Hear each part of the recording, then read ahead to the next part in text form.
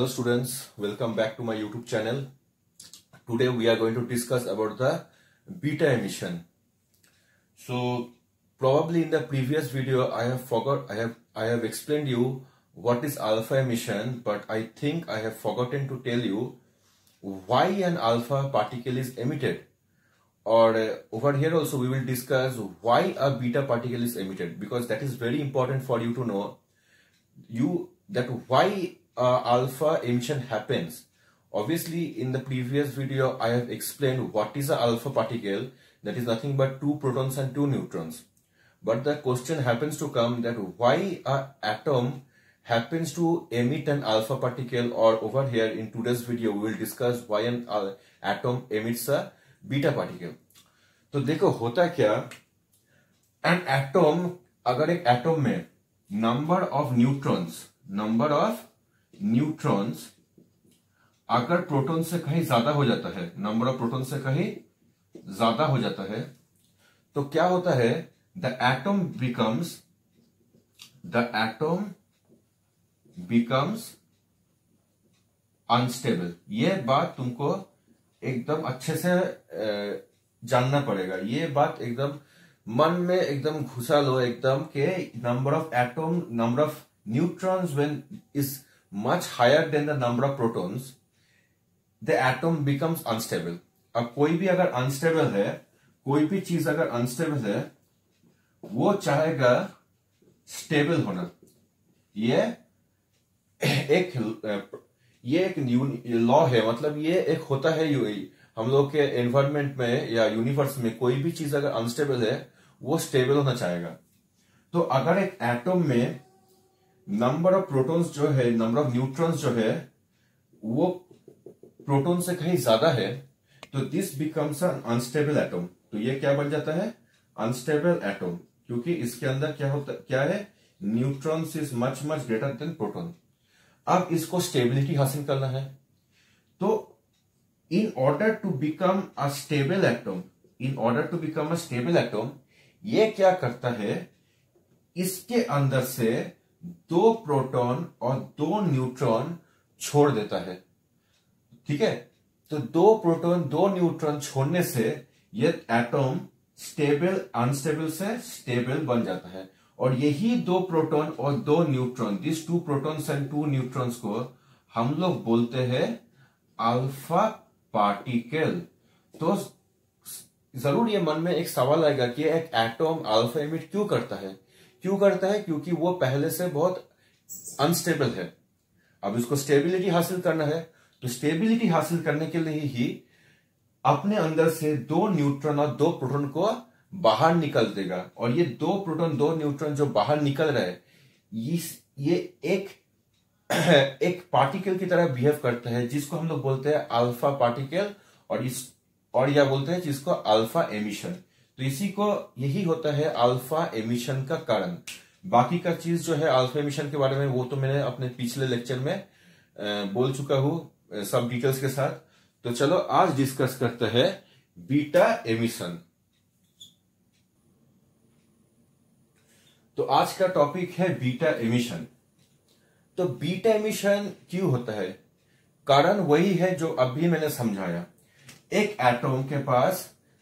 Atom जो है ये अनस्टेबल है. अनस्टेबल मतलब क्या है, number of neutrons is much greater then number of protons. इस एटम को स्टेबल होना है, इस एटम को स्टेबल एटम होना है. स्टेबल, तो स्टेबल एटम होने के लिए वो क्या करेगा, अपने अंदर से एक न्यूट्रॉन को प्रोटॉन में कन्वर्ट कर देगा. क्या करेगा, from becoming unstable to becoming a stable, this atom will convert a neutron into a proton. एक न्यूट्रॉन जो उसके अंदर है उसको प्रोटॉन में कन्वर्ट कर देगा, और इसी के चलते है एक पार्टिकल एमिट होगा, और जिसको हम लोग बोलेंगे क्या, beta particle. I will explain you with the help of equation. तो क्या करेगा, एक न्यूट्रॉन को प्रोटॉन में कन्वर्ट करेगा। अभी एक चीज जान लो, before I explain this further to you, किसी भी एटम के एक कैसे रिप्रेजेंट करता है किसी भी एटम को, उसके मास नंबर ऊपर होता है और उसके एटॉमिक नंबर नीचे होता है। अच्छा, मास नंबर क्या दर्शाता है? मास नंबर दर्शाता है उसका मास को, इट रिप्रेजेंट्स द मास। पर ये एटॉमिक नंबर क्या दर्शाता है? थोड़ा सा सोच के देखो। This atomic number represents what? Atomic number represents the number of proton. ठीक है, atomic number represents the number of proton. और नंबर ऑफ प्रोटॉन्स क्या रिप्रेजेंट करता है? उसके, देखो प्रोटॉन्स तो चार्ज होता है, पॉजिटिव चार्ज होता है, तो प्रोटॉन कहीं ना कहीं उसके चार्ज को दर्शाता है। It represents the charge, the proton represents the charge. तो इसी तरह से ही एक एलिमेंट के जो मास नंबर है वो किसको रिप्रेजेंट करता है? मास को। और उसी तरह से एक एटॉमिक नंबर किसको रिप्रेजेंट करता है? उसके चार्ज को। यह चीज जानना जरूरी है। तो उसी तरह से यहां पर भी हम लोग करेंगे कि न्यूट्रॉन ऊपर में क्या लिखते हैं? मास को लिखते हैं। क्या न्यूट्रॉन के पास मास है? हाँ है। न्यूट्रॉन के पास कितना मास है? 1 यूनिट का मास है। क्या न्यूट्रॉन के पास चार्ज है? ना, न्यूट्रॉन के पास कोई चार्ज नहीं है, 0 चार्ज। अब ये न्यूट्रॉन किस में कन्वर्ट हो गया? प्रोटॉन में कन्वर्ट हो गया। क्या प्रोटॉन के पास मास है? हाँ, उसके पास मास होता है। It is 1.67 into 10 to the power of minus 27 kg.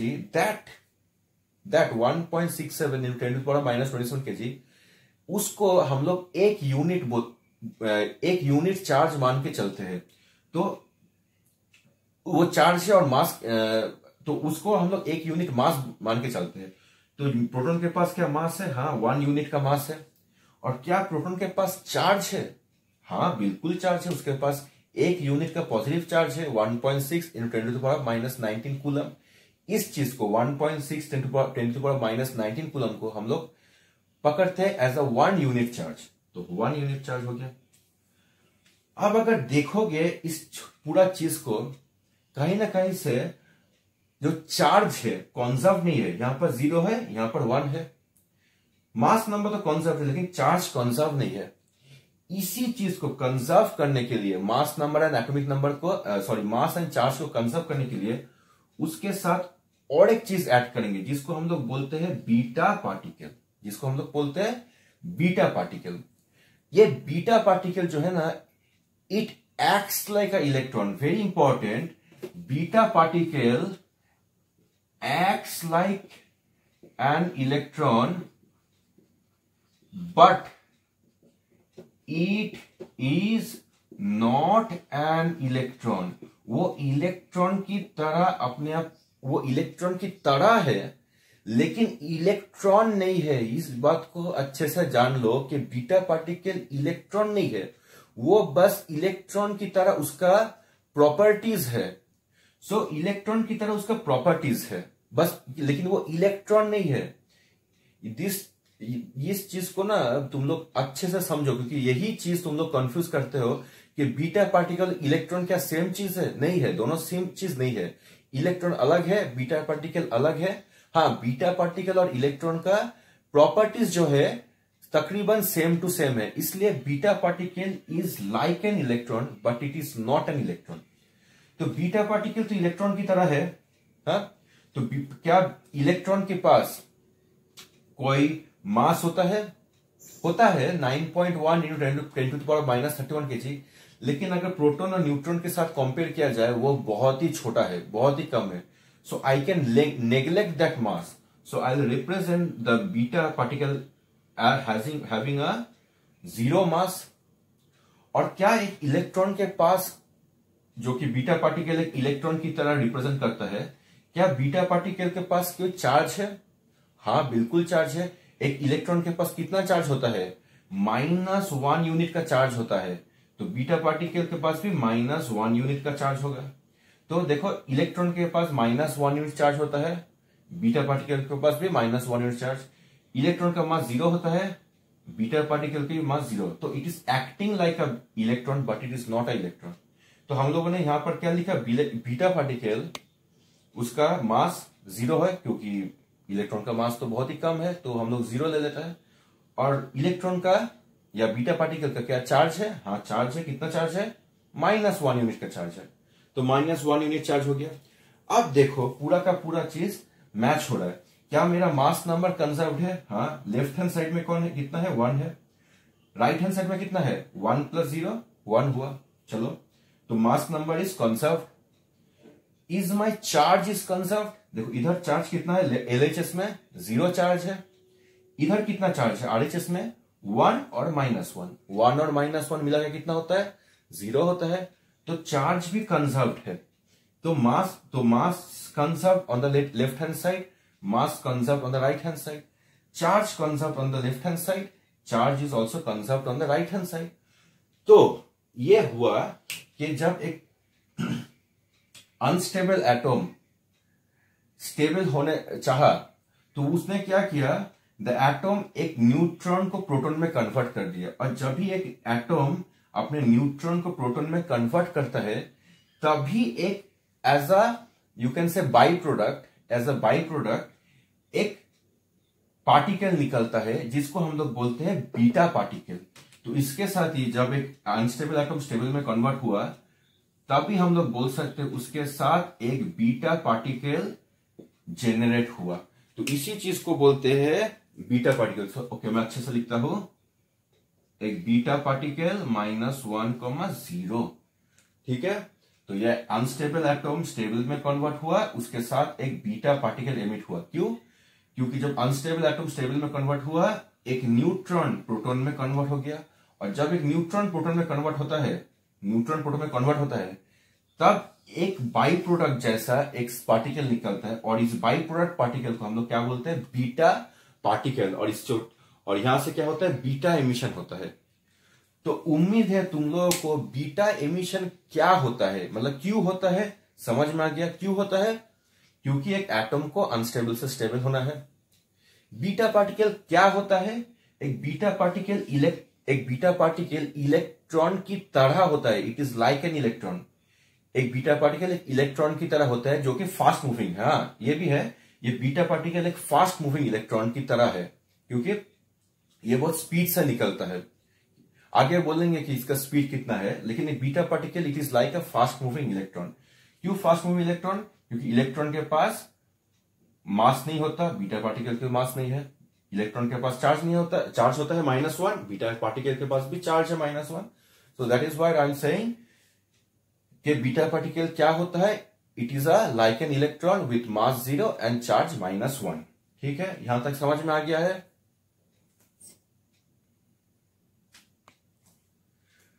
अब नेक्स्ट पॉइंट आते हैं, what is the specific charge of beta particle. तो बीटा पार्टिकल का स्पेसिफिक चार्ज क्या होता है? अब सवाल तो यह है कि स्पेसिफिक चार्ज है क्या? स्पेसिफिक चार्ज कुछ नहीं है, it is the charge per unit mass. Q/m, charge by mass को हम लोग बोलते हैं स्पेसिफिक चार्ज। तो एक बीटा पार्टिकल किसकी तरह है? एक इलेक्ट्रॉन की तरह है। Beta particle is like an electron. तो अगर एक बीटा पार्टिकल इलेक्ट्रॉन की तरह है तो बीटा पार्टिकल का मास कितना हुआ? मास इलेक्ट्रॉन का ही मास है। कितना है? 9.1 × 10⁻31 kg। ठीक है, एक बीटा पार्टिकल का चार्ज कितना होता है? बीटा पार्टिकल का चार्ज इलेक्ट्रॉन की चार्ज की तरह है। इलेक्ट्रॉन का कितना चार्ज है? 1.6 × 10⁻19 कूलम। ठीक है, यह है बीटा पार्टिकल का मास एंड चार्ज, जो कि एकदम इलेक्ट्रॉन की तरह ही है। लेकिन फिर से बोल रहा हूं, beta particle and electron same नहीं है, दोनों अलग है। नेक्स्ट पॉइंट में मैं समझाऊंगा कि बीटा पार्टिकल और इलेक्ट्रॉन क्यों अलग है। तो बस इतना जान लो, beta particle electron same to same नहीं है, अलग चीज है। अब स्पेसिफिक चार्ज की बात करते हैं। क्या है स्पेसिफिक चार्ज का formula? Q/m। Specific charge is Q/m। तो what is the charge of a beta particle? 1.6 × 10⁻19 coulomb. Mass कितना है? 9.1 × 10⁻31 kg। अब इसको हम लोग जब सॉल्व करेंगे तो कितना आएगा वैल्यू? 1.76 10⁻11 आएगा। 1.76 × 10⁻11। यूनिट क्या होगा? Coulomb per KG. देखो ऊपर कूलम है, नीचे केजी है, So it will become coulomb per kg. That is the specific charge of beta particle. ठीक है, अब नेक्स्ट पॉइंट में हम लोग डिस्कस करेंगे कि why beta particle and electron are two different things. Okay?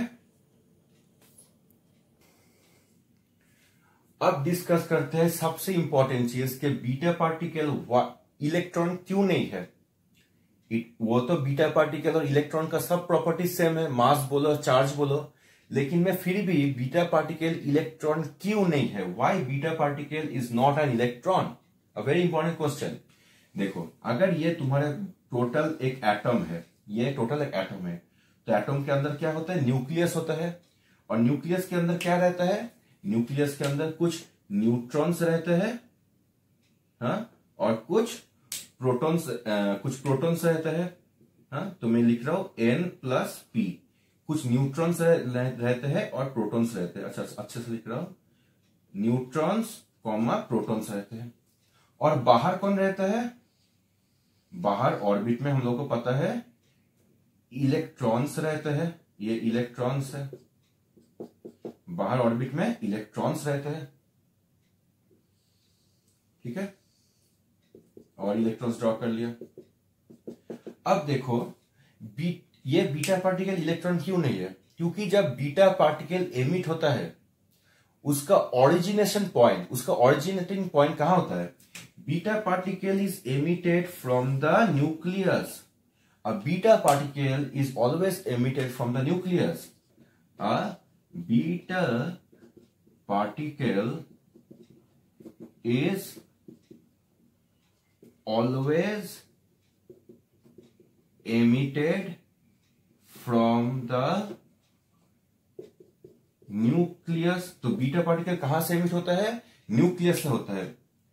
और इलेक्ट्रॉन कहां से एमिट होता है, न्यूक्लियस के बाहर से. तो न्यूक्लियस कहां से एमिट होगा, न्यूक्लियस एमिट होगा न्यूक्लियस के बाहर से. ये मान लो ये तुम्हारा इलेक्ट्रॉन है, ये यहां से इमिट हुआ, तो ये हुआ क्या, इलेक्ट्रॉन. तो अब बीटा पार्टिकल इमिट होता है न्यूक्लियस से, और न्यूक्लियस के पास हम लोग, और ये तो पता ही है कि न्यूक्लियस के अंदर कोई इलेक्ट्रॉन नहीं होता, न्यूक्लियस के अंदर कुछ इलेक्ट्रॉन नहीं होता. न्यूक्लियस के अंदर सिर्फ न्यूट्रॉन और प्रोटॉन होता है. और nucleus is only composed of neutrons and protons. So an electron is emitted from the outer shell, and electron is emitted, कहां से एमिट होता है, फ्रॉम द आउटर शेल. तो यहीं से हम लोग को पता चल गया कि बीटा पार्टिकल और इलेक्ट्रॉन सेम टू सेम नहीं है. क्योंकि अगर बीटा पार्टिकल इलेक्ट्रॉन होता तो बीटा पार्टिकल ऑर्बिट से एमिट होता. ठीक है, लेकिन बीटा पार्टिकल कहां से एमिट होता है, न्यूक्लियस से एमिट होता है. और न्यूक्लियस के अंदर तो इलेक्ट्रॉन तो है ही नहीं. तो जाहिर सी बात है बीटा पार्टिकल और इलेक्ट्रॉन दो अलग चीज है, क्योंकि दोनों का ओरिजिनेशन पॉइंट अलग है. तो लेकिन हाँ, बीटा पार्टिकल और इलेक्ट्रॉन का प्रॉपर्टी सेम है, लेकिन दोनों चीजें अलग है. एक न्यूक्लियस से एमिट होता है जो कि बीटा पार्टिकल, और दूसरा ऑर्बिट से एमिट होता है जो कि इलेक्ट्रॉन्स. तो beta particle is not an electron because their originating points or originating areas is different. ठीक है, ये चीज को अच्छे से ध्यान रखना, दैट बीटा पार्टिकल इलेक्ट्रॉन अलग चीज है. अब चलो, let's discuss this 3 properties of beta emission. उसका स्पीड क्या होता है, आयनेशन पावर क्या होता है, और पेनिट्रेटिंग पावर क्या होता है. देखो, ये तीनों चीज ना एक दूसरे से रिलेटेड है, तो इसलिए एक साथ इसको पढ़ना बेहतर है. अब स्पीड की बात करते हैं. अब थोड़ा सा अगर स्पीड की बात करें तो अल्फा पार्टिकल का स्पीड कितना था, अल्फा पार्टिकल का अगर स्पीड हो गए तो उसका ऑर्डर था 10⁷ मीटर पर सेकेंड. यह था अल्फा का स्पीड. तो बीटा का स्पीड कितना है, बीटा का स्पीड इससे थोड़ा सा ज्यादा है. क्यों ज्यादा है, देखो बीटा पार्टिकल अल्फा पार्टिकल के कंपैरिजन में हल्का है. We have discussed in the previous video that alpha particles are very heavy. उसके पास 2 प्रोटॉन है और 2 न्यूट्रॉन है. और इसके बीटा के पास क्या है, सिर्फ एक ही इलेक्ट्रॉन है. तो अगर सिर्फ एक ही इलेक्ट्रॉन है जिसका मास भी बहुत ही लेस ही है, मतलब 0 ही पकड़ते हैं, तो इतना हल्का है तो ऑब्वियसली उसका स्पीड ज्यादा होगा, तो बीटा पार्टिकल का स्पीड इससे थोड़ा ज्यादा है। नियर अबाउट हम लोग लेते हैं 2.5 इंटू 10⁸ मीटर पर सेकेंड, ये है बीटा पार्टिकल का स्पीड। देखो लाइट के स्पीड से थोड़ा कम, लाइट का स्पीड कितना होता है, लाइट का स्पीड होता है 3 इंटू 10⁸ मीटर पर सेकेंड। देखो ये 3 है, ये बस 2.5 है, तो थोड़ा सा लाइट से कम है। तो ये रहा बीटा पार्टिकल का स्पीड। अभी जाहिर सी बात है, अगर बीटा पार्टिकल का स्पीड इतना है तो इसका पेनिट्रेटिंग पावर कितना होगा, इसका पेनिट्रेटिंग पावर ज्यादा होगा, क्योंकि इतना स्पीड में जा रहा है तो पेनिट्रेशन पावर तो ऑब्वियसली ज्यादा होगा। तो इट इज, पेनिट्रेशन पावर में क्या लिखूंगा, it is more than alpha. पहले तो चीज अल्फा के साथ कंपेयर करेंगे, it is more than alpha. अब अल्फा का पेनिट्रेशन पावर कितना था, अगर तुम याद करोगे पिछले वीडियो में पढ़ा था, अल्फा का था 3 to 5 सेंटीमीटर इन एयर था, लेकिन बीटा का कितना है, beta has a penetration power of near about 5 metre in air, 5 metre air में जा सकता है, जो कि अगर तुम कंपेयर करोगे अल्फा से, हाँ ये 3 और 5 है, अच्छे से लिखता हूं 3 और 5 सेंटीमीटर, हाँ ये सेंटीमीटर। तो if you compare this beta emission with the alpha, I think the beta has much higher, much more distance compared to alpha, तो beta emission has a much more distance। अब ionisation की बात करते हैं। देखो ionisation जो है ना, it depends on the charge it carries. क्या बीटा के पास चार्ज है, हाँ बीटा के पास चार्ज है। कितना चार्ज है, 1 यूनिट का चार्ज है, -1। हम लोग ऐसे लिखते हैं ना, बीटा पार्टिकल -1 0, तो बीटा पार्टिकल के पास कितना चार्ज है, -1 यूनिट का चार्ज है। चार्ज है कितना, -1 यूनिट का। और अल्फा के पास कितना चार्ज था, अगर तुम याद करोगे, अल्फा को लिखते थे ऐसे, अल्फा ऊपर 4 नीचे 2, तो अल्फा के पास चार्ज था कितना, 2 यूनिट का। तो बीटा का चार्ज अल्फा के कंपैरिजन में कम है, तो इसलिए बीटा का भी जो आयनेशन पावर है वो अल्फा के कंपैरिजन में बहुत ही कम है। And what is ionisation power, ये मैंने पिछले वीडियो में मैंने सिखा दिया था कि कोई भी चार्ज बॉडी अगर एयर के थ्रू पास करता है तो वो that particle has a tendency, उसका टेंडेंसी होता है कि जो एयर का मॉलिक्यूल्स है उसको भी चार्ज कर दिया जाए। तो अल्फा पार्टिकल ये काम बहुत खूबी से करता है। जब अल्फा पार्टिकल जाता है ना तो आसपास के एयर को बहुत अच्छे से चार्ज कर देता है, it charges the air molecules. लेकिन बीटा पार्टिकल भी चार्ज करता है, लेकिन उतने अच्छे से नहीं करता as alpha can do. So I can say इसका आंसर कॉम्प्रेशन में देना पड़ेगा। अगर अल्फा का आयनेशन पावर है x, तो बीटा का कितना हो जाएगा, x/100। तो x/100, तो बीटा का आयनेशन क्या है, अल्फा का कंपैरिजन में 100 गुना कम है, तो इसका मान लो 1, तो ये कितना होगा, 1/100 हो जाएगा। So this is the ionization power of beta, which is much less compared to alpha। हाँ अगर तुम गामा के कंपैरिजन में बोलोगे तो अगर मैं बोल दूं कि अगर मैं यहां पर ही लिख दूं कि गामा के कंपैरिजन में करोगे तो कितना हो जाएगा, मान लो कि गामा का आयनेशन पावर है x, जैसे अल्फा का x, मैंने मान लो कि सॉरी ये गामा होगा, गामा का x है, हाँ ये गामा का, तो बीटा का कितना होगा, 100 गुना होगा। तो गामा के कंपैरिजन में बीटा 100 टाइम्स बेहतर और बेटर आयनेशन करता है। लेकिन अगर तुम अल्फा के कंपैरिजन में जाओगे ना तो बीटा 100 टाइम्स कम करता है। तो यह बात है। तो speed, ionisation power and power, I think this 3 points are clear to all of you.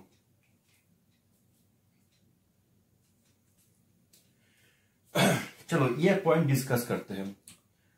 I hope तुमने if you have seen the previous videos, you have seen this diagram previously also. मैंने ये diagram पहले भी draw कर चुका हूं, जहां पर मैंने एक रेडियो एक्टिव सब्सटेंस को एक लेड कंटेनर में रखा हूं। अब कोई भी चीज को अगर लेट कंट्रोल में रखोगे तो क्या होगा, रेडियो एक्टिव सब्सटेंस को, तो वो कम डेंजरस हो जाएगा। इट वोंट इफेक्ट अस और anybody around that place that badly. तो यहां से क्या निकलता है, यहां से रेस निकलता है, हम लोग को पता है। अभी मैंने क्या किया कि रेस के बगल में मैंने 2 इलेक्ट्रिक प्लेट्स लगा दिया। एक को मैंने कर दिया पॉजिटिव चार्ज प्लेट और एक को कर दिया नेगेटिवली चार्ज प्लेट। तो क्या होगा, क्या इससे जो रेस निकलेगा, ये रेस तीनों हिस्सों में बढ़ जाएगा। एक रे सीधा जाएगा, एक रे जो पॉजिटिव, एक रे पॉजिटिव की तरह जाएगा और एक रे नेगेटिव की तरह जाएगा। ठीक है, ये हम लोगों ने पहले भी कर चुका हूं। ये जो रे, अभी बोलो इन तीनों में से बीटा रे कौन हो सकता है? इन तीनों में से ये वाला, ये वाला, ये वाला, बीटा कौन हो सकता है? बीटा ये वाला है, ये वाला है बीटा। कैसे बोल सकता हूं? देखो, बीटा रे कैसा चार्ज है हम लोगों ने अभी पढ़ चुके हैं। बीटा रे को हम लोग ऐसे रिप्रेजेंट करते हैं, तो इसको नीचे वाले को क्या कहते हैं? चार्ज। ये चार्ज -1 दिखा रहा है, मतलब क्या, बीटा पार्टिकल कैसा चार्ज है? नेगेटिवली चार्ज है। Beta particle is negatively charge. और अगर बीटा पार्टिकल हुआ नेगेटिव चार्ज, ये नेगेटिव चार्ज, तो जाहिर सी बात है कोई भी नेगेटिव चीज पॉजिटिव के पास जाना पसंद करता है। तो जो रे पॉजिटिव के पास जा रहा है वही मेरा बीटा रे है, क्योंकि वो कोई भी चीज ऑपोजिट अट्रैक्ट होता है। तो पॉजिटिव के पास कौन जाएगा? नेगेटिव। और अगर नेगेटिव जाएगा तो वही मेरा बीटा रे होगा। तो since beta ray is negatively charge, that's why it will prefer to go towards the positive plate. So since beta ray is negatively charged, it will prefer to go towards the positive plate. ठीक है, ये एक कारण है कि ये beta रे है। दूसरा भी एक कारण है कि ये बीटा रे हो सकता है। देखो, ये रे और ये रे में एक फर्क है। ये रे, दिस रे, the beta ray is bending much earlier, बहुत तेजी से बेंड हो रहा है। और जो बाकी दूसरा रे है जो कि हम लोग अल्फा रे बोलते हैं, वो उतना इजीली बेंड नहीं हो रहा है। इसका मतलब क्या है? और ये एक दर्शाता है कि हम लोग को पता है बीटा रे का मास कितना होता है। बीटा रे का मास हम लोग 0 ही पकड़ते हैं, क्योंकि ये मासलेस है, बहुत ही मास इसका बहुत ही कम है, तो ये जल्दी से मुड़ जाएगा। It is very easy to bend a beta ray, क्योंकि मास तो नहीं है, बहुत ही हल्का चीज है। तो since beta ray has mass is equal to, since the mass of beta ray is 0, so that's the reason it will bend. That's the reason it will bend much more compared to alpha. तो alpha के comparison में beta रे जो है वो कुछ ज्यादा ही मुड़ेगा, क्योंकि बीटा रे का वेट बहुत ही कम है। तो ये सेकेंड रीजन है कि हम लोग बोल सकते हैं कि ये बीटा रे, यही बीटा रे है। और अगर मैंने इलेक्ट्रिक फील्ड के जगह अगर मैग्नेटिक फील्ड दिया रहता तो क्या वो बेंड करता? हाँ, जरूर बेंड करता। कोई भी चार्ज्ड पार्टिकल, इलेक्ट्रिक फील्ड हो या मैग्नेटिक फील्ड हो, दोनों में ही बेंड होता है। So any charge particle which is emitted in an electric field or a magnetic field will definitely bend from the original path. So that is why beta particle, since it is a charged particle, it is going to bend either in magnetic field or in electric field. और beta रे के बारे में last 3 point हम लोग discuss कर लेते हैं कि क्या बीटा रे फोटोग्राफिक प्लेट को इफेक्ट करेगा। हाँ, इफेक्ट करेगा, क्योंकि बीटा रे के पास बहुत स्पीड है, हाई स्पीड में, तो वो उतना स्पीड में अगर फोटोग्राफिक प्लेट को स्ट्राइक करेगा, so that is going to surely affect the photographic plate. So beta particle will affect the photographic plate, will affect the plate, photographic plate. ठीक है, तो बीटा प्लेट फोटो प्लेट को affect करेगा। अब fluorescence की बात करते हैं। अभी कोई भी फ्लोरोसेंस मटेरियल होता है, जैसे कि हम लोग पिछले वीडियो में डिस्कस कर चुके हैं कि it can be a zinc sulphide, जो कि या फिर जो रास्ते में हम लोग जाते हैं ना, जो फ्लोरोसेंस, जो जैसे सिटी का नाम कितना डिस्टेंस दिया रहता है, दैट इज अ फ्लोरोसेंस। तो अगर बीटा रे किसी फ्लोरोसेंस मटेरियल पे इफेक्ट स्ट्राइक किया तो क्या वो फ्लोरोसेंस या ग्लो करेगा? Yes, it will on hitting a fluorescence plate, on effect hitting a fluorescence plate, it is going to glow or it is going to appear. तो yes, तो मैं yes लिखा रहा हूं कि yes, it is going to cause a fluorescence. It causes, yes, it causes fluorescence. ठीक है, RESCENCE, yes, it causes fluorescence. आज बायोलॉजिकल डैमेज की बात करते हैं। क्या बीटा पार्टिकल बायोलॉजिकल डैमेज कर सकता है? आंसर इज हाँ, जरूर करेगा। देखो बीटा पार्टिकल, देखो फॉर प्रीवियस वीडियो में मैं बोल चुका हूं कि alpha particle can affect our body tissue. अब बीटा पार्टिकल तो अल्फा पार्टिकल के कंपैरिजन में ज्यादा स्पीड में जाता है। हाँ, 10⁸ ऑर्डर है उसका, और अल्फा का तो सिर्फ 10⁷ है। तो उतना स्पीड में अगर जाएगा तो जाहिर सी बात है बॉडी के टिश्यू को तो इफेक्ट करेगा ही। So beta particle will affect our human body, और it will affect more than the alpha particle. So it will